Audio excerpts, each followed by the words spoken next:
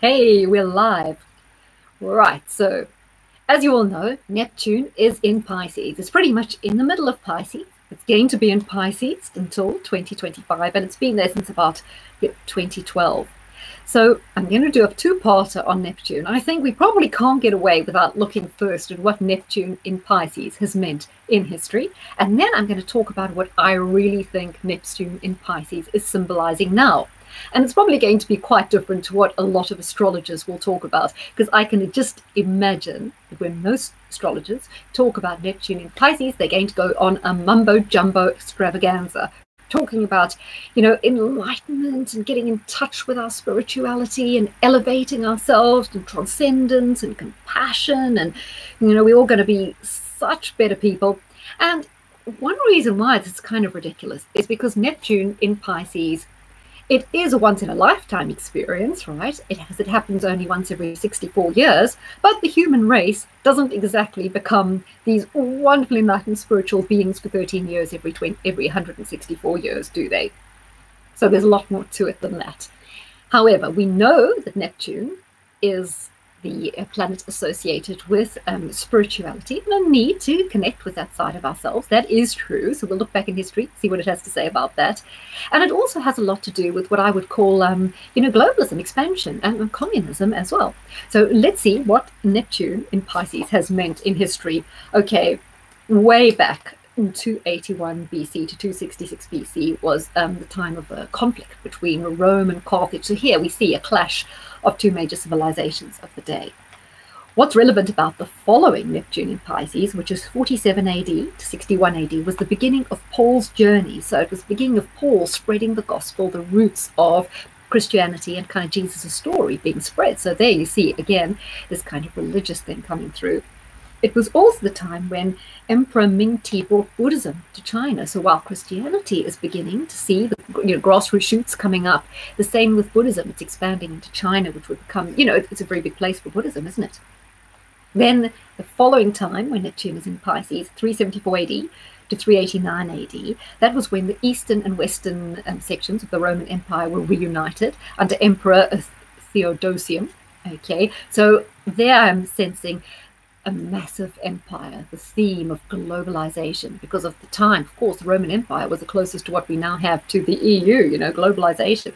It was also a time when Nicene Christianity became the state religion of the Roman Empire, and they began to stamp out paganism. So it's quite important there, because we see the predominance of one religion and the other kind of being phased out, which I think is very similar today, where we see the waning of Christianity.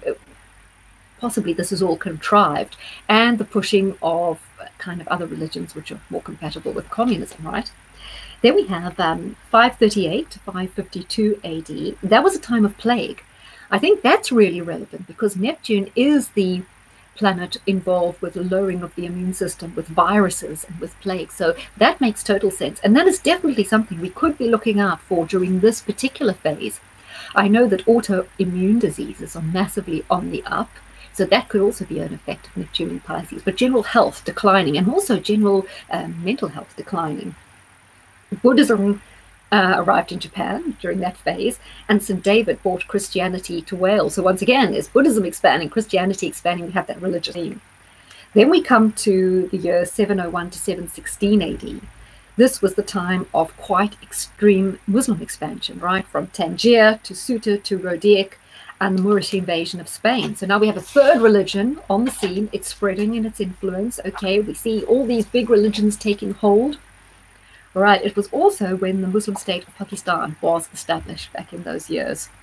In 715 AD, that is, the Muslim Empire extended all the way from the Pyrenees to China. Damascus was the capital. There again, the theme of the expansion of Islam, which I also talked about in some of the other vlogs, as being a theme that we're looking at, especially in the vlog I did with the Saturn-Pluto conjunction, which was part 2 of my global predictions 2019-2020, okay, which I did last year. The next time that Neptune was in Pisces, we had the Fourth Crusade. I don't really see that as relevant because, well, it's the Fourth Crusade, right? It's not like the first one. Okay, but what is significant is Genghis Khan created his empire in Eastern Asia. So again, we see the theme of empire building, globalization, you know, people taking over vast swathes of this planet. The following Neptune in Pisces was 1356.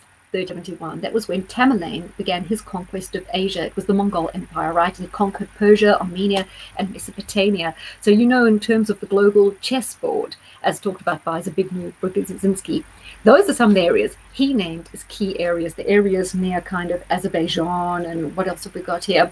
Armenia, Georgia.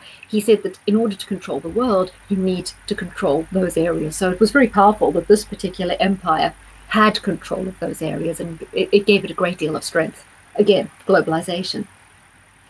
Now, what's very interesting to me is the years 1520 to 1534. So it was the time of Martin Luther and his 99 Thesis. It's the time he translated the Bible. Now, if you're interested in me talking a lot more about it, because there was a huge amount I found in a previous vlog to say. It's the one where I had the tarot cards that were on the cover of The Economist, and I went through what they all meant in relation to astrology as well, and the Saturn-Pluto conjunction. That again is part 2 of my Global Projections 2019-2020. And I talked how there was so much of a synergy now between the Martin Luther thing, where he was the first person to translate the Bible and to make it accessible to the layman. Because for once, people didn't have to look to these priests in their white coats and to the church for their interpretation of the Bible. They could read it themselves. They could have their own personal link to God without these intermediaries, and broke down the power of the church. And what this began was the start of Lutheranism, the breakdown of the Holy Roman Empire, and the Reformation. And at the very same time, we had Henry VIII in England, who cut ties with Rome, because he wanted to have all these divorces, of course, and he started the English Reformation. And there was a Protestant movement which started in France again. Why I think that these events are so important today is because that was the last time we had a Saturn-Pluto conjunction in Capricorn. The same thing we're going to have in 2020. And it coincides with us having Neptune in Pisces, which, as you just said, is going to last until 2025. So it says to me again that this whole Brexit thing has to be going to happen, because just as Henry cut off ties with the Roman Catholic, with Rome, it's the same as us now cutting ties with the EU, because what is the EU but a manifestation of the Holy Roman Empire? And it was at this point in history, when Neptune was in Pisces and we had the Saturn-Pluto conjunction in Capricorn, that all began to break down. That people broke up again. Instead of being in this mass all controlled by the Catholic Church, people broke up into different factions. Yes, it did cause conflict in the short run, but it caused a greater sense of local identity, of nationalism. It broke down the power that the Roman Catholic Church had on information. The big thing about people being able to read the Bible, again, was the control of information, which very similar to now with the internet, we've kind of taken into our own hands again. So because I look at that, it does give me confidence. We're going like into this week with the whole Brexit thing again, wondering what's going to happen. Are they going to rule out no deal?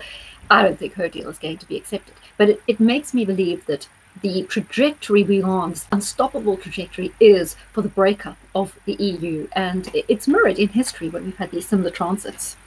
So just 2 more to go. And in 1684 to 1698 AD, Louis XIV banned all religions in France except Roman Catholicism.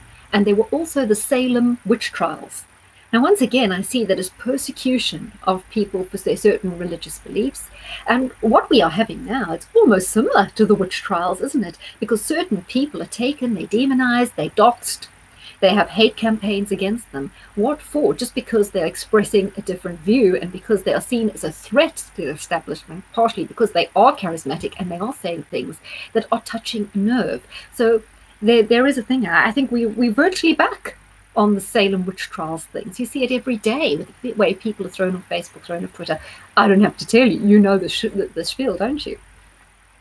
Then in 1847 to 1862, that's the last Neptune in Pisces transit before this current one we're in, we had revolution throughout the EU. Yeah, I'll give that a thumbs up.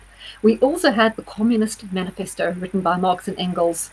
And yeah, so there I talked about how earlier during Neptune in Pisces we had Buddhism, Christian, Christianity, the growth of Islam, and also here we have birth of communism, which is again an ideology, almost a kind of religion or a philosophy that has also massively influenced, gripped the world, and still doing it via this kind of cultural Marxism, via communism, and via the political correctness we're in. So again, so linked is Neptune in Pisces to all these particular ideologies.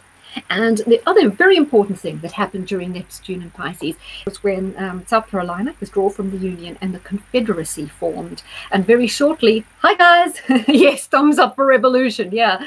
So the last time Neptune was in Pisces was the precursor to a lot of conflict going on within Europe and to a lot of conflict going on in America. And I think once we Neptune leaves Pisces and we go into Neptune in Aries, that's when it's all gonna fire off. And I do think that is a time, one of the critical times in history, where we are looking at revolution both in America and Europe. We see it mirrored here, and we see the signs.